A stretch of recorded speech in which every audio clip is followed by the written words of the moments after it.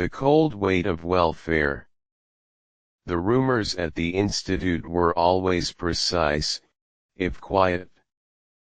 When a student in the lower tier stopped attending lectures, the registrar didn't issue an inquiry, they simply instructed the nearest peer group to compile the missed syllabi and deliver a standard package of nutritional supplements.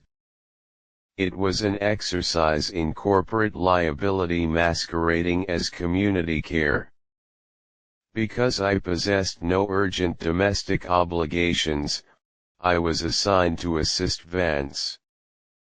Vance was a scholarship placement whose uniform always smelled faintly of burnt copper and heavy starch.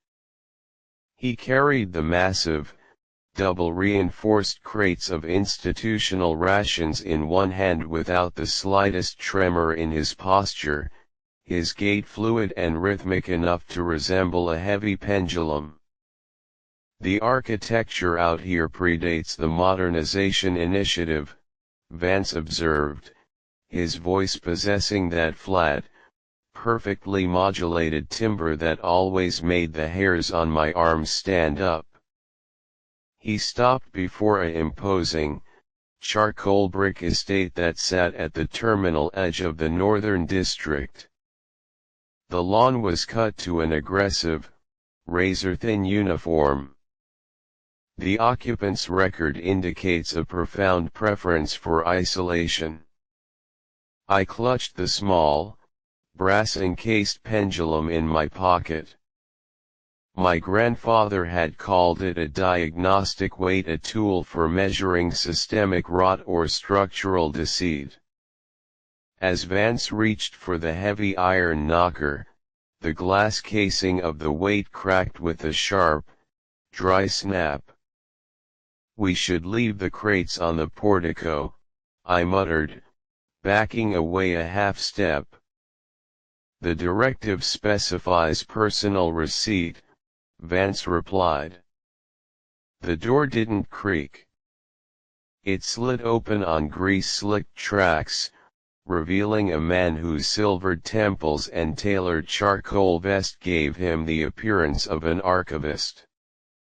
His smile was wide, fixed, and didn't quite reach the flat planes of his cheeks. "Ah! The university emissaries," he said, stepping aside with an inviting wave of an exceptionally pale hand. "Come inside out of the damp. My daughter has been expecting an evaluation." The interior of the estate was a masterclass in sterile luxury. The walls were lined with automated air filtration units that hummed a low, sub-audible B-flat, and subtle, dome-lensed optics were recessed into every corner of the crown molding. The air tasted faintly of ozone and old sugar. Our host retreated toward the domestic galley to prepare a refreshment, leaving us in a reception room dominated by a massive portrait of a man, a woman, and a young girl whose face had been meticulously scrubbed from the canvas with a wire brush. Vance began organizing the containers on the marble sideboard. As he did, his cuff pulled back, revealing a pale seam along his wrist where the skin didn't bunch or wrinkle quite right. He was manipulating a small, carbon steel probe between his fingers with terrifying speed. "The local feed is reporting an anomaly," I said, looking down at my terminal to avoid watching his hands. 3 industrial cleaning units went offline in the residential sector last night. The city council is blaming a firmware error. "A predictable summary," Vance murmured. The daughter our peer showed a 42% drop in baseline socialization scores prior to her absence. Her biometric tracking data at the gatehouse showed a persistent elevation in neurological distress. When the municipal security detail performed their routine sweep on Tuesday, she did not hide. She attempted to breach the eastern perimeter fence. Before I could process the implications, our host returned. He carried a silver tray hosting 2 porcelain cups of dark, viscous tea and a small plate of shortbread biscuits. They were perfectly round, smelling intensely of almond oil and something heavy, like wet clay. Your eyes are fixed on the ceiling molding. Vance is using a linen cloth to clean the dark oil from his palm before adjusting his collar. He does not check your pulse.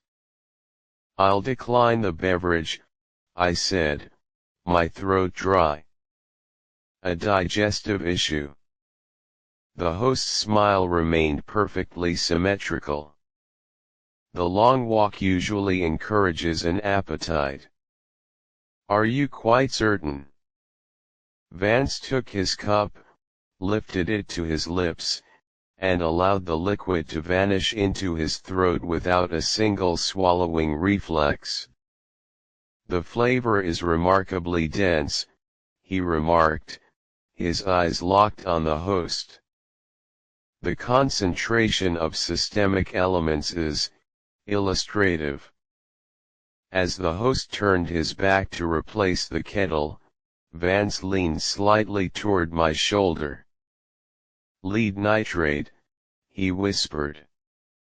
The realized horror of the estate didn't reveal itself until we reached the secondary corridor. Vance had stopped under a decorative archway to inspect his left forearm. The synthetic dermis had split clean along the tendon line, revealing a dense lattice of optical fiber and silver hydraulic tubes that were currently weeping a bright, synthetic fluid. He used a series of heavy linen napkins to stem the flow, his expression completely devoid of frustration or pain.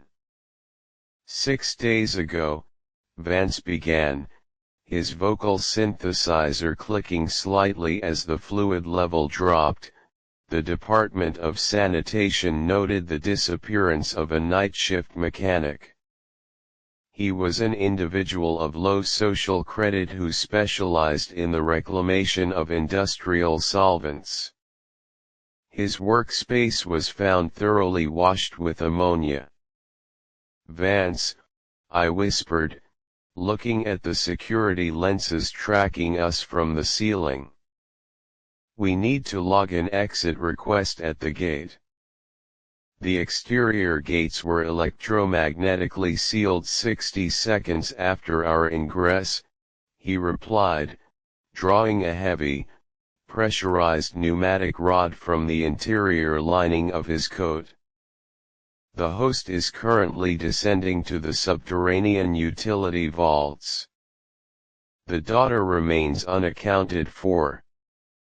A shadow dropped from the upper banister. It wasn't a human movement, it was a heavy, unpadded drop that hit the floorboards with a wet, metallic resonance. The figure wore a dense, rubberized hazard suit, its face obscured behind a dark, reflective visor. In its right hand was a low-caliber livestock tool, the kind used for shattering bone in slaughterhouses. I didn't have time to raise my hands. The figure moved with an unnatural, staggering speed, its boots making a dry, scratching sound against the wood. It didn't aim for me, it drove the heavy iron bolt straight through Vance's collarbone. There was an explosion of blue sparks and pressurized gas. Vance didn't scream, his internal stabilization units whined as he was thrown backward into the wainscoting, his left eye flickering from dull white to an intense, warning amber. The attacker didn't follow up. They stood frozen for a fraction of a second, the visor turned toward me. Through the reflective glass, I could see the distinct, trembling shape of silver hair and two wide, terrified eyes that belonged to the girl from the library. "Why are you helping him?" she choked out, her voice amplified through a cheap diaphragm filter. He's almost finished with the sequence." Vance's right arm snapped forward like a spring-loaded trap. His fingers clamped around the barrel of the tool, the structural alloy groaning under his grip. "The subject is displaying signs of cognitive fracture," he reported, his voice dropping an octave into a mechanical drone. "Requesting permission to neutralize." "No," I shouted, grabbing his shoulder. "Vance, don't." The girl didn't wait for the resolution. With a sharp, sudden wrench, she left the tool in his grip and vanished into the unlit service stairwell behind the portrait frame. The architecture of the upper floor was wrong. The doors were uniform, lax handles or keyways, their surfaces finished in a cold, non-reflective gray polymer. It resembled a hospital ward or a storage facility for delicate biological samples. My diagnostic pendulum was spinning in a wild, erratic circle within my pocket, the broken glass cutting into my palm. "My internal thermal sensors are detecting a massive energy signature beneath the floorboards," Vance said. The left side of his jaw was exposed now, the synthetic muscle hanging in gray ribbons, revealing the chrome armature beneath. The family unit did not experience a standard bereavement 3 years ago. The younger sibling was not interred. She was preserved via unconventional mechanical interface. "A proxy?" I asked, my chest tightening as the sound of a distant, high-pitched turbine began to rumble through the floorboards. "A synthesis," Vance corrected. "The parent is an engineer formerly employed by the logistics division. He possesses the licenses required to purchase heavy-grade neural cradles. However, such systems require a constant influx of organic cerebrospinal fluid to prevent lattice degradation." The pieces fell together with a sickening, heavy finality. The missing mechanics. The stray workers. The daughter wasn't an assassin, she was a provider. We found her at the end of the long gallery, her visor removed, her silver hair damp with sweat. She was leaning against a heavy, reinforced vault door, her hands slick with gray hydraulic fluid. "It didn't take," she said, looking at me with a hollow, dead expression. "The last 3 samples, the rejection rate was too high. Her brain it's turning to porridge. But he won't stop. He says if we just get a clean line from someone with a matching academic profile." "The university group," I whispered. "The welfare visit wasn't an assignment. It was a selection. He told me it would be quick," she screamed, her hand shaking as she leveled a small, silver-plated defense pistol at my chest. "He said if we completed the court tonight, she'd remember my name tomorrow. I just want my sister back." The wall behind her bulges. A secondary automated unit breaches the plaster, its cutting tools active. Your lungs fill with powdered insulation before the heat registers. The local authorities have been notified, Vance said, his voice completely cl.